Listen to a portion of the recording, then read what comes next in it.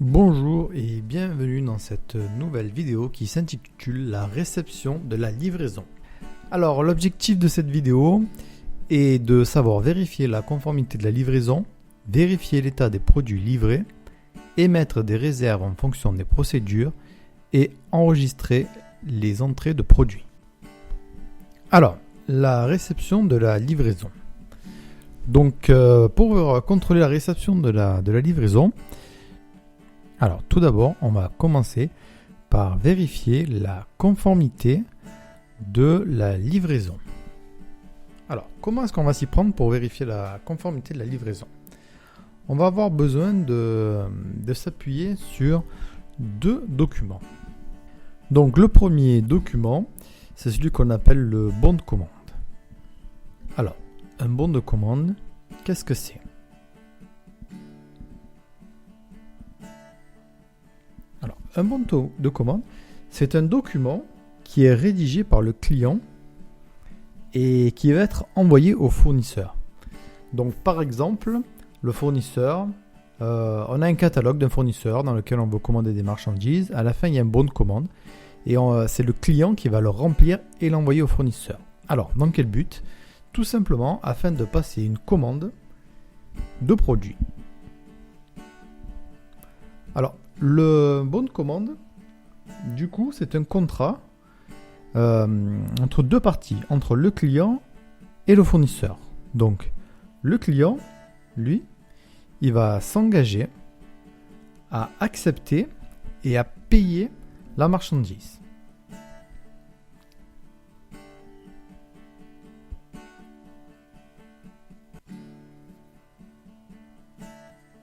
Et le fournisseur, lui, il va s'engager à livrer dans le délai fixé, dans les délais fixés.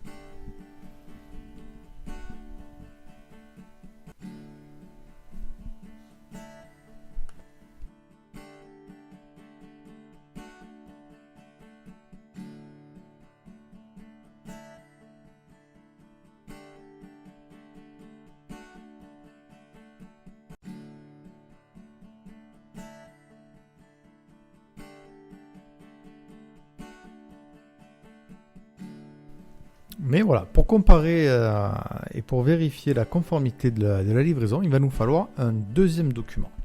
Donc ce deuxième document, c'est lequel? Eh bien, c'est le bon de livraison. Alors, un bon de livraison, qu'est-ce que c'est? Le bon de livraison, c'est tout simplement un document qui va être établi cette fois-ci par le fournisseur. C'est-à-dire que le fournisseur, au moment où il va nous livrer nos marchandises, il va aussi nous délivrer ce document qui est le bon de livraison. Donc il va être, soit il est envoyé, donc soit il est donné en même temps que les produits qui vont être livrés. Alors ce document, il doit être annoté, c'est-à-dire que si on a besoin de rajouter des annotations dessus, on va pouvoir écrire sur le bon de livraison. On va voir plus tard ce que l'on va écrire dessus. Il doit être aussi daté pour une raison de preuve, pour savoir à quelle date est-ce qu'on a livré la marchandise. Et il doit être signé par le client. Et bien évidemment, il doit en retourner une copie au fournisseur. Donc il va y avoir une copie pour le client et le double, que l'on appelle aussi le duplicata, qui va être donné au fournisseur.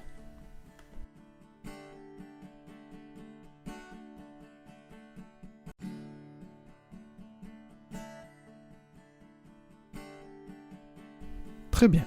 Donc maintenant, on vient de vérifier la conformité de la livraison à partir des deux documents. Alors, le contrôle, il s'effectue de quelle manière?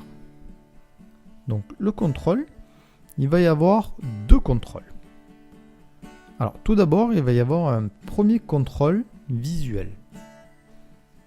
Alors, ce premier contrôle visuel, tout simplement, il va se faire en présence du livreur ou du transporteur. Alors, tout ça, c'est pour vérifier l'état des marchandises que l'on a reçues. Donc ici, quand on va contrôler les marchandises arrivées, on va s'attacher à vérifier deux choses. Tout d'abord, si la quantité commandée est bien respectée.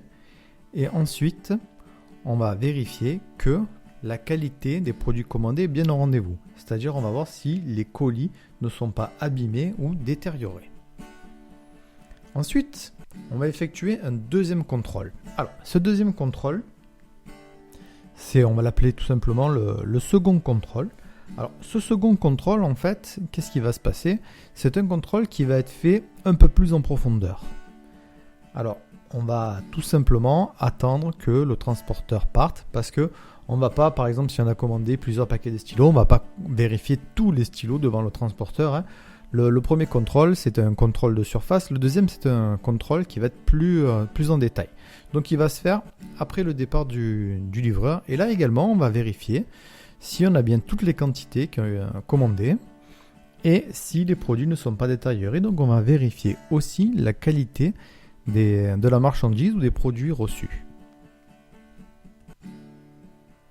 Donc, une fois qu'on a effectué les contrôles, nous allons voir l'émission des réserves en fonction des procédures.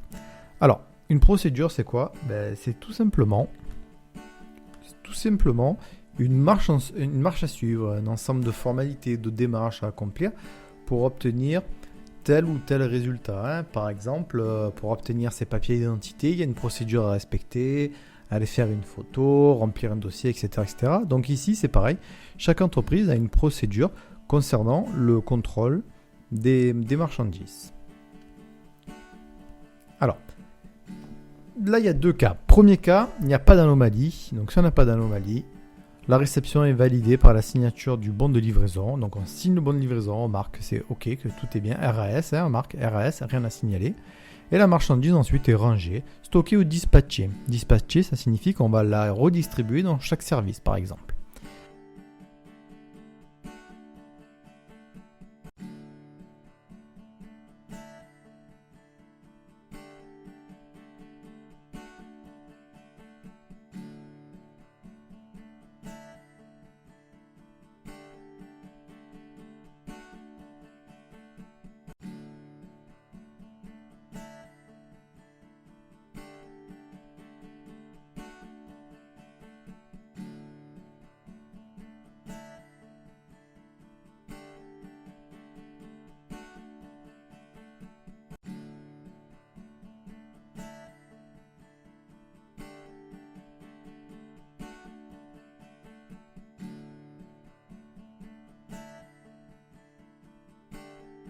Maintenant, deuxième cas, en cas d'anomalie. Donc là, en cas d'anomalie,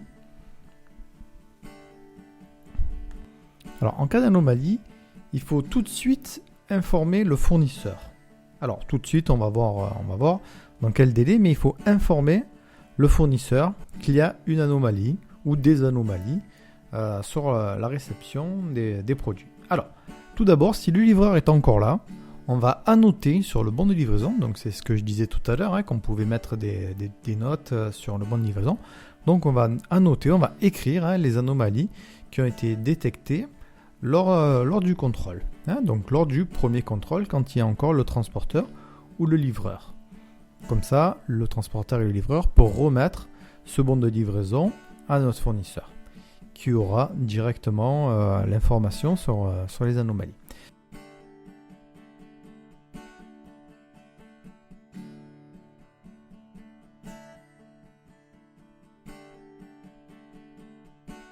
Deuxièmement, le transporteur est parti. Donc ce que l'on va faire, c'est que l'on va avertir le fournisseur, mais par un appel téléphonique. On va l'appeler et on va lui informer qu'il y a des anomalies dans les produits que l'on a reçus. Alors éventuellement, on confirme l'appel téléphonique, soit par un fax, donc on lui renvoie un document dans lequel on écrit qu'il y a des anomalies sur tel et tel produit, par fax, par email ou par courrier. Alors tout ça, on le fait assez vite, on le fait dans un délai de 3 jours. Voilà, parce qu'après, si le délai est beaucoup plus long, le fournisseur peut penser que c'est nous qui avons abîmé les produits et donc ne pas vouloir spécialement nous rembourser.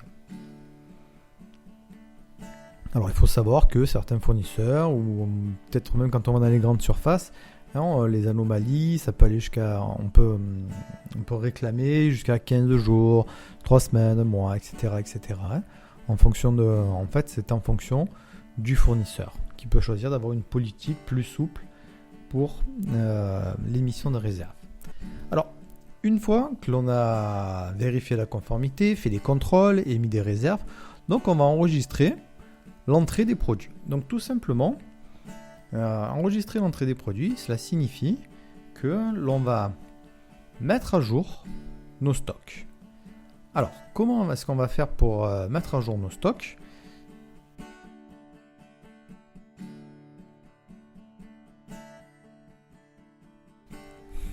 Alors, pour mettre à jour les stocks, tout simplement, on va remplir un document dans lequel on va enregistrer au niveau des entrées. C'est un document, il y a les entrées et les sorties de stock.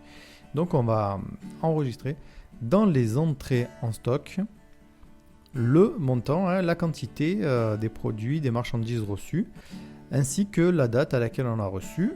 Et on va même pouvoir y annoter le numéro de bon de livraison. Voilà, ça va nous permettre à chaque fois de pouvoir suivre combien est-ce qu'on a reçu de marchandises, quand et avec quel bon de livraison. Voilà, j'espère que cette vidéo vous a plu. J'espère que ce format-là vous a plu aussi, sous forme de Man Maps. Je vous dis à bientôt pour une prochaine vidéo. Au revoir.